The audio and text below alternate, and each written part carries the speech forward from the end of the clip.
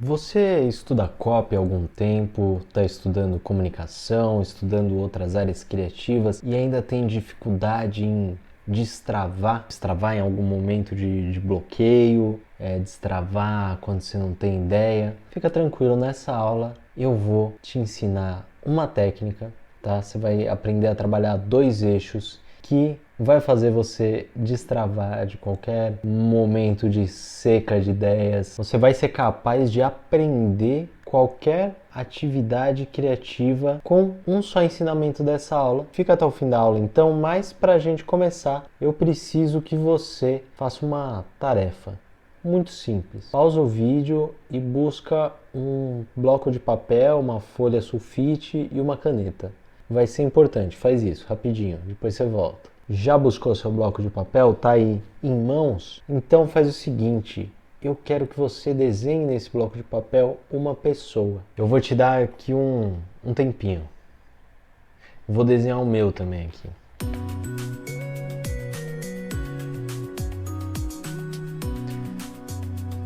Conseguiu desenhar a sua pessoa? Dá uma olhada profunda agora. Provavelmente eu não estou falando com os designers aqui especificamente, porque tem muito designer que é desenhista. Se você não for designer, se for copy, trabalhar com outra área, provavelmente você tem alguma coisa mais ou menos assim, né? Que nem esse meu desenho aqui. Você conseguiu? Dá pra ver aqui? É mais ou menos uma coisa assim que você desenhou? Pois bem, eu tenho que te falar que você não é desenhista se você desenhou isso. Você desenha muito mal. Mas provavelmente você já sabia disso, não é sobre isso que eu quero falar, não quero só fazer você ficar aqui constrangido, cabisbaixo. O que eu quero questionar é por que as pessoas são ruins em desenho, como eu fui aqui com esse desenho lamentável. E por que se eu pedisse aí para um desenhista profissional, ele desenharia mais ou menos assim uma pessoa? Você pode dizer que esse desenho descreveu melhor o que é uma pessoa ou um ser humano? Ele parece mais com um ser humano, ele evoca mais essa sensação de que é uma pessoa? Nenhum dos dois desenhos é uma pessoa, né? É tinta em cima de um papel. Mas esse aqui parece muito mais uma pessoa, né? E essa imagem aqui descreveria melhor ainda o que é uma pessoa?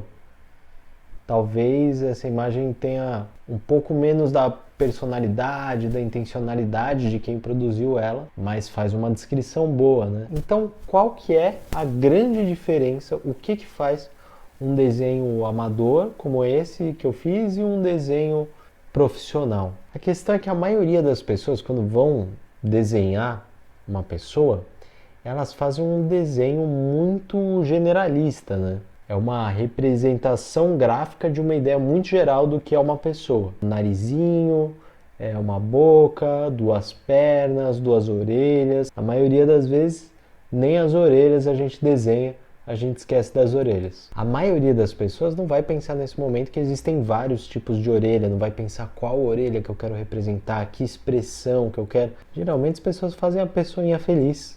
Ou se você foi muito traumatizado na infância, talvez faça uma pessoazinha triste ou com uma cara meio de merda. Agora, desenhistas profissionais sabem que para gerar uma impressão melhor, uma descrição melhor de uma pessoa, eles precisam ser um pouco mais específicos. Eles precisam delinear qual que é o tipo de nariz, qual que é a expressão que eu quero representar, que sentimento eu quero gerar com isso, que é a textura do cabelo, como é que tá a luz e a sombra na cena. É assim que um desenhista vai pensar, mesmo que ele tome essas decisões de uma maneira muito rápida. Mesmo que os traços dele sejam simples, se for um chargista ali, por exemplo, mesmo se for um chargista que faz traços simples, esses traços eles são intencionais, né? Então, por mais que seja um traço simples, ele representa muito, ele consegue tirar a emoção. A gente pode ver as charges, por exemplo, do Enfio, né? Aquele chargista que tinha alguns personagens que eram muito simples em traço, mas eles evocavam uma sensação na gente. Ele conseguia representar, às vezes, com poucos traços, expressões muito fortes. Mas isso é porque os desenhistas, eles nunca pararam de observar, nunca pararam de reconhecer padrões visuais e de representar eles graficamente. Então eles nunca pararam de analisar as formas, de analisar a luz e a sombra de uma cena, as cores, as texturas, a anatomia, todos os elementos que formam uma imagem.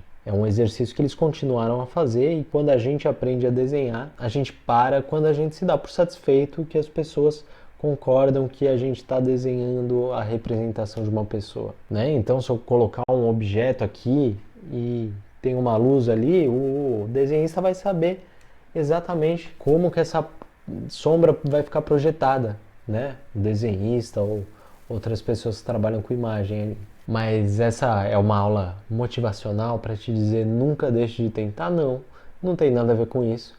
Eu não sou motivacional, eu não sou coach, apesar do que dizem meus inimigos. Essa aula é sobre as duas únicas operações que você precisa aprender para aprender a dominar a escrita persuasiva, a dominar a persuasão e a dominar qualquer processo criativo no sentido de resolução de problemas. São duas coisas, análise e síntese. Dois processos fundamentais que resumem toda a copy, que resumem a persuasão, que resumem tudo. E o que é a análise? Análise é tirar de um símbolo, de um axioma ou de um objeto diversos significados.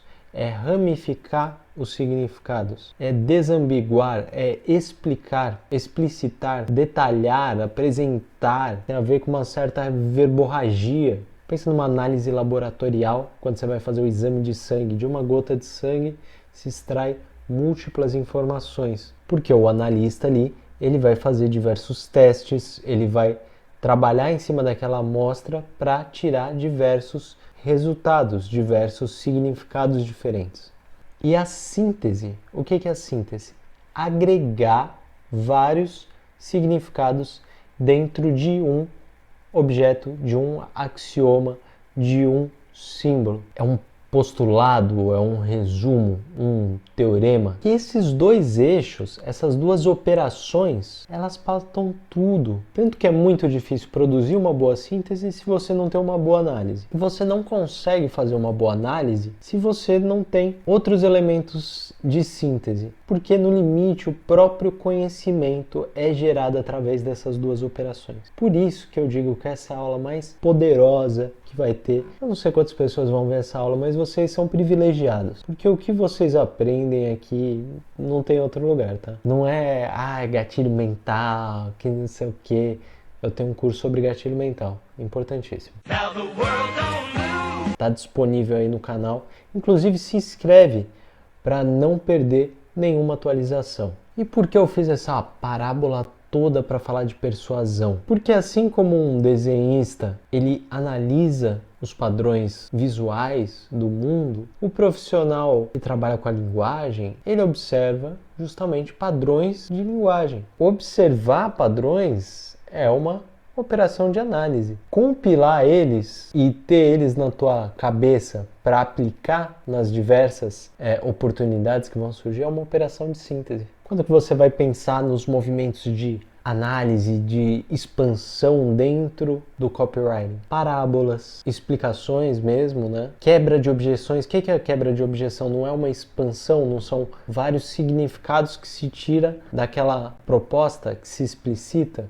Mas e se eu tiver tal problema? Tal problema, aí você tem essa resposta. E se eu tiver outro problema? Aí você tem essa resposta. Você está analisando cada objeção e dando a resposta. E a resolução? A resolução dessas respostas é uma síntese, porque você vai pegar aquele significado, aquela questão que está no ar e você vai concentrar em uma solução. E quando eu estiver pensando em síntese, em contração, estou falando de generalização, eu estou falando de mecanismo de ação única, eu estou falando de CTAs, eu estou falando de headlines. Agora eu já estou trazendo para a copy. Você está entendendo o que eu estou falando? A síntese é um processo decisório. A gente sempre escolhe algo para ficar de fora quando a gente está fazendo a síntese. E a gente que trabalha com linguagem, com persuasão, a gente sabe o quanto é importante focar as informações nas coisas que a gente quer focar. porque isso faz a gente conduzir a pessoa e faz a pessoa ser encorajada a ter uma certa opinião sobre aquele assunto. O que vocês têm que entender é que o conhecimento é um processo de deciframento de sinais, de deciframento e de criação de sinais. E quando a gente domina esse processo, quando a gente domina o processo do conhecimento, a gente domina a narrativa que as próprias pessoas criam de acordo com o conhecimento que você está gerando para elas. Essa chave de síntese e análise você pode usar para tudo. Por exemplo, a explicação, eu já estava falando, é um processo de análise. A síntese é o entendimento. A gente entende as coisas a partir de processos de síntese. A gente, quando é criança, entende as coisas de uma maneira muito mais simples. A gente junta várias coisas em um significado e a gente vai aprendendo, a gente vai ramificando o nosso conhecimento e sabendo que uma coisa divide em 2 significados, em 3 significados. É mais ou menos esse processo. Quer um outro exemplo interessante? A gente acabou de passar pelas eleições, né? E a gente vê uma tendência muito grande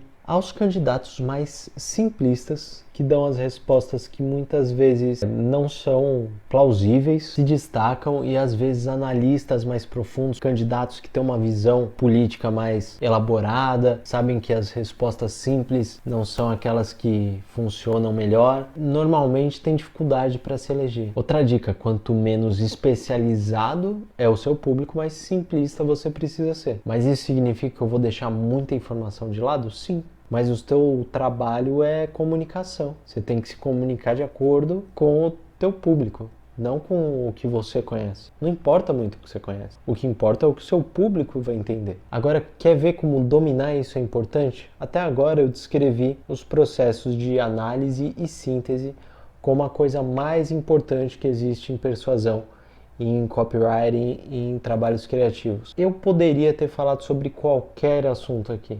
Eu poderia ter dito que o que você precisa entender são gatilhos mentais, qualquer coisa, qualquer técnica, qualquer framework. Eu poderia falar que tudo se resume a isso, mas eu escolhi esse eixo de análise e síntese. O que eu fiz?